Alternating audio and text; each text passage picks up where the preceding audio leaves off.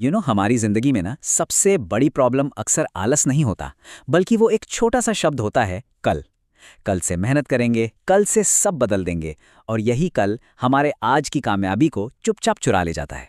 और ये लाइन, कल से पक्का पढ़ूंगा, ये बस एक लाइन नहीं है। ये एक जाल है। एक ऐसा जाल जो ना जाने कितने ही लोगों की काबिलियत को उनसे छीन लेता है।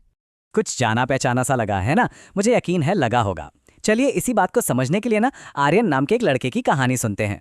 तो ये कहानी है आर्यन की।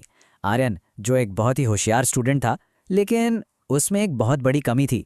तो देखिए, आर्यन के अंदर ना एक अजीब सा कॉन्फ्लिक्ट था। एक तरफ तो उसकी काबिलियत, मतलब वो बहुत स्मार्ट था, चीजें फटाफट सीख लेता था। और वहीं दूसरी तरफ उसकी आदत, हर जरूरी काम को बस कल पर टाल देना। सोचिए, सालाना एग्जाम में सिर्फ 1 महीना बचा था। उसकी माँ उसे प्यार से समझाती, बेटा पढ़ लो।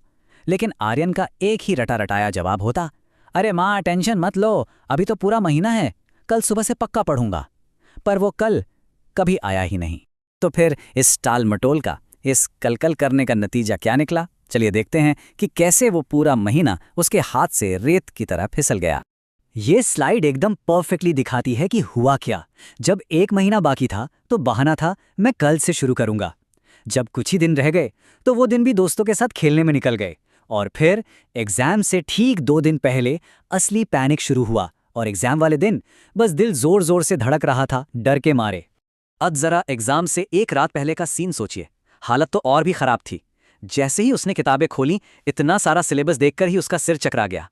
और मानो इतना काफी नहीं था, किस्मत ने भी खेल खेला, पूरे गांव की लाइट चली गई। एग्जाम हॉल में बैठकर सवाल तो उसे देखे देखे से लग रहे थे, लेकिन उसे एक भी जवाब ठीक से याद नहीं आ रहा था। वो बस बेबसी से दूसरों को फटाफट लिखते हुए देख रहा था।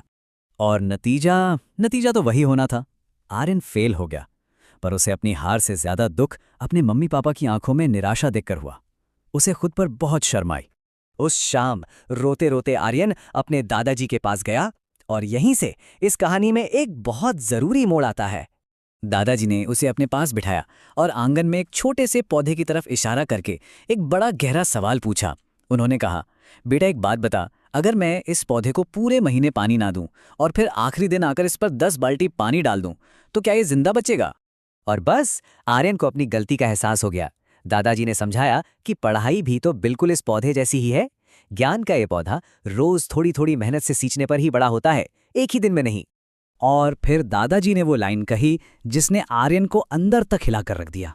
उन्होंने कहा, कल एक चोर है, वो आज की मेहनत भी चुराता है और आने वाले कल की खुशी भी। ये बात आर्यन के लिए एक वेकअप कॉल की तरह थी। तो इस सीख के बाद, इस वेकअप कॉल के बाद आर्यन ने आखिर किया क्या? चलिए देखते हैं कि उसने अपनी इस नई समझ को एक्शन में कैसे बदला। उसने सबसे पहला काम ये किया, अपने कमरे की दीवार पर एक बड़ा सा चार्ट लगाया और उस पर साफ साफ लिखा, कल कभी नहीं आता, जो है वही आज है। ये लाइन अब उसे हर पल याद दिलाने वाली थी। और उसने अपनी कामयाबी के लिए ना एक नया और बहुत ही सिंपल सा सिस्टम बनाया। पहला रूल, स्कूल में जो भी पढ़ाया जाएगा उसे उसी दिन घर आकर रिवाइज करना है। दूसरा, पढ़ाई को बोझ नहीं समझना, उसे अपनी रोज की आदत बनाना है। और तीसरा और सबसे जरूरी, हर दिन लगातार मेहनत करनी है। और इस कंसिस्टेंसी का, इस नए नियम का नतीजा क्या हुआ? नतीजा हैरान कर देने वाला था। अगले ही साल वही आर्यन जो फेल हो गया था, उसने अपने पूरे डिस्ट्रिक्ट में टॉप किया। तो आर्यन की कहानी तो बहुत इंस्पायरिंग है, पर इससे हम सब क्या सीख सकते हैं? चलिए अब इसके सबसे बड़े सबक पर बात करते हैं।